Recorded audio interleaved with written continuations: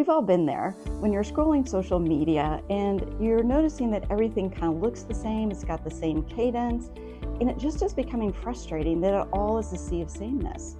But my other favorite kind of technology issue is that when you're actually trying to find a human, when you have a real problem, you get stuck in a doom loop sometimes on a chat bot, or if you're on the phone, a famous agent representative, and you can't get to a human.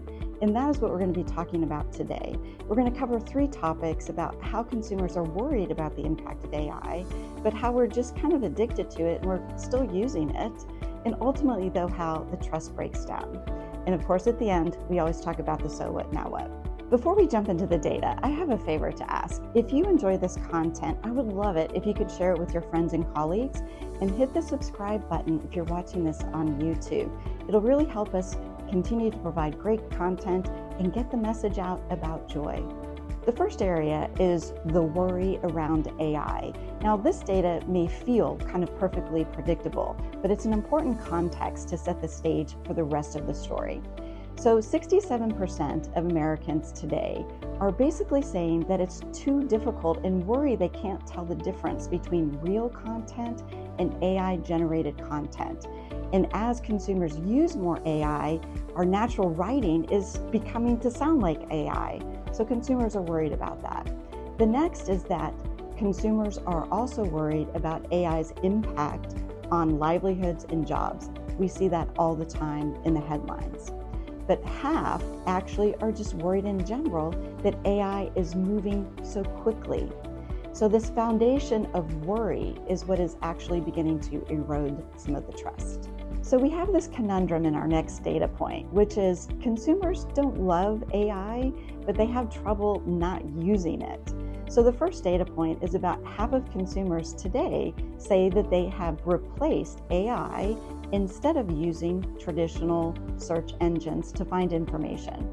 But what I also found interesting is about half also say they're trying to limit their use because they know and feel worried about it. But here's the catch.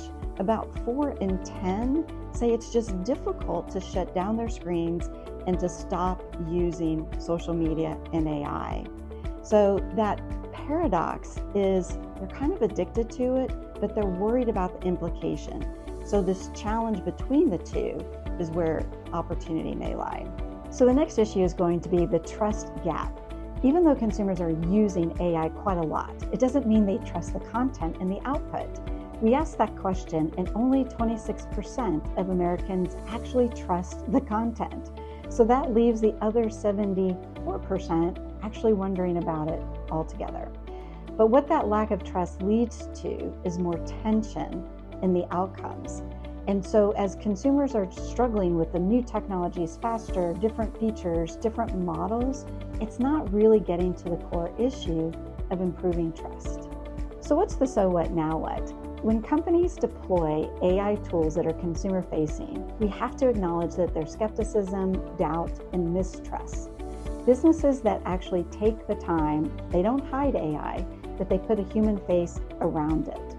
We cannot miss the signal that AI use does not lead to AI trust.